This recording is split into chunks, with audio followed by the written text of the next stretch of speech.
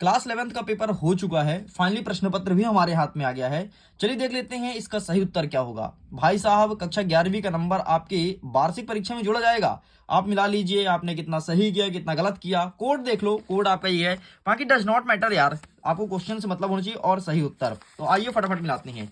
प्रश्न क्रमांक 1 कह रहा है कि क्लोरीन में 1 नेगेटिव है तो इलेक्ट्रॉन की संख्या कितनी होगी। भाई क्लोरीन का 17 होता है, एक नेगेटिव है, देख जुड़ जाएगा, 18 हो जाएगा।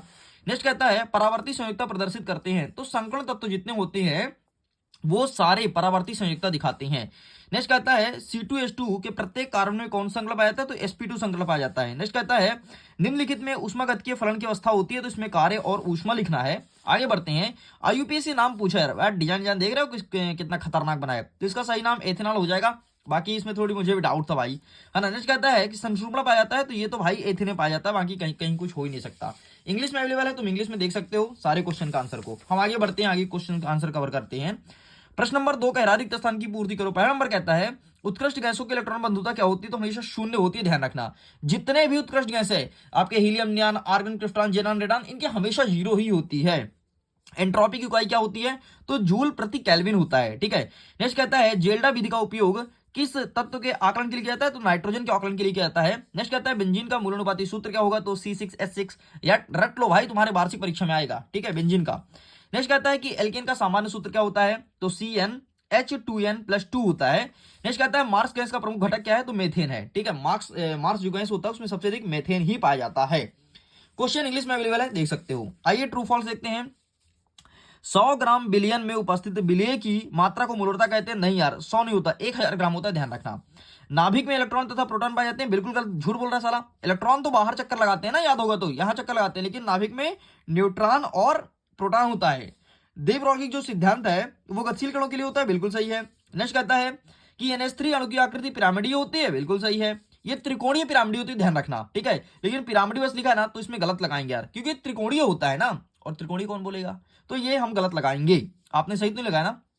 नेक्स्ट देखो, किसी गैस में Cp और Cv का मान समान होता है, कभी Cp और Cv का मान समान नहीं हो सकता यार। देखो कैसे होगा, अगर तुम्हारे गैस में Cp का मान 1.4 है तो Cp का मान इतना है, तो Cv का मान 1.6 होगा, है ना। ये समान कभी नहीं हो सकता। नेक्स्ट कहता है 6वां नंबर, किसी ठोस पदार्थ का बिना द्रव अवस्था में आए वाष्प में कन्वर्ट होना ऊर्ध्वपातन कहलाता है। हाँ, कपूर तुमने देखा हुआ है, कपूर इसी का एक बेहतरीन एग्जाम्पल है, ठीक है। बाकी यहाँ पे देख सकते हो, आगे आगे क्वेश्चन हम दिखा देते हैं। आइए फटाफट सही जोड़ी मिलाते हैं। सबसे पहले कहता है आपका क्रोमेटोग्राफी, इसको छोड़ो भाई, ठीक है। लिविंग विद, इसको भी छोड़ते हैं। क्लोरोफ्लोरोकार्बन, ये CFC जो होता है प्रशीतक AC में लगाया जाता है। बहुलीकरण में आप क्या लगा दोगे, तो पॉलीथीन लगा लो। नेक्स्ट कहता है समविदलन, ठीक। तो अब इनका थोड़ी मैं क्लियर नहीं हूं, तो एक बार आप देख लेना, बाकी ठीक है, जो मुझे एक नजर में आया मैंने आपको बता दिया।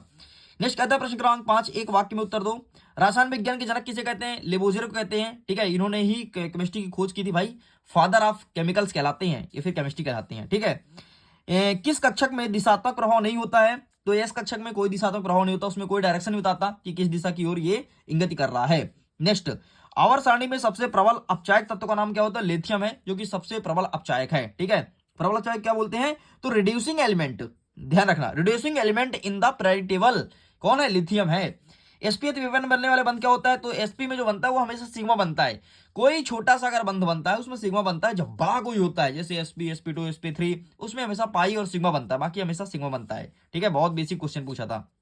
नेक्स्ट, बेंजीन चक्र के कार्बन में किस प्रकार का संगठन पाया जाता है, तो sp2 पाया जाता है। भाई लेख पूरा कंप्लीट होता है। तुम्हारे कितने नंबर आ रहे हैं 5 में, मैंने 5 तक अटेंड कर दिया, मतलब कितने क्वेश्चन में 5 ही हो गया, 6 नंबर का ये हो गया, इसके बाद 6 नंबर का 6 दूनी 12, 12 6 18, 18 18 18 18 में तू 5 और जोड़ दे और 5 और जोड़ दे, मतलब 28 नंबर का OT था। 28 में तुम्हारे कितने नंबर आ रहे हैं, बाकी आगे देख लो। सार्थकता अंक हमेशा पूछेगा, ठीक है। और बाकी आगे क्वेश्चन देख लो, ये हमेशा पूछते हैं भाई, ये बहुत बेसिक क्वेश्चन है, नहीं तुम पढ़ के जाना, ठीक है। बच्चे बहुत गलत करते हैं, बहुत ज्यादा गलत करते हैं। डायब्रानिक अतिरिक्त नियम बहुत सरल है यार, इन्होंने कुछ नहीं, जो तत्व थे उन्हें 3 भागों में बांटा था। मैंडलीफ की आवर्त सारणी, अरे भाई मैंडलीफ की आवर्त सारणी जो तुम पढ़ रहे हो वही तो है, अब तुम देखते हो उसके फायदे और घाटे देख सकते हो, ठीक है। हाँ, जबकि H2O एक पानी है और H2O गैस है, ऐसा क्यों, ये पूछता है। एक कभी कभी ये पूछता है कि गर्मी में सूती कपड़े क्यों पहने जाते हैं, ये क्वेश्चन भी पूछता है। हाँ, ये मुझे यार हकल का नियम, ये मैंने आज तक बच्चों को नहीं पढ़ाया और ये पता नहीं कहां से आया है, ये मुझे भी नहीं पता। बाकी क्वेश्चन ठीक थे। देव ब्रॉग्ली समीकरण बहुत पूछता है, प्लांक क्वांट का सिद्धांत बहुत पूछता है, ठीक है। उस्टवाल्ड पूछता है हमेशा, ठीक है। और sp3 संकरण, हैश का नियम, ये बहुत पूछता है। मुक्त ऊर्जा, ये बहुत पूछता है क्वेश्चंस, मतलब ऐसे क्वेश्चंस कम ही है जो बहुत रेयर वाले हैं। जैसे देखो कुछ क्वेश्चंस मुझे लगे, जैसे 20वां नंबर तुम देख लो, ये क्वेश्चन कभी नहीं आता ऊपर वाला। हकल का नियम मैंने कभी नहीं पढ़ाया भाई बच्चों को, ठीक है। एरोमेटिक हमेशा पूछता है, तो कुछ क्वेश्चंस हैं। बाकी ओवरऑल पेपर बहुत अच्छा था, कोई टफ नहीं था, मॉडरेट लेवल का पेपर था, ना तो ज्यादा कठिन ना तो ज्यादा सरल। तो चलिए मैं वीडियो एंड करता हूँ, बाकी अब किस सब्जेक्ट का पेपर है आपका कमेंट्स में लिखना जरूर। Okay, bye bye.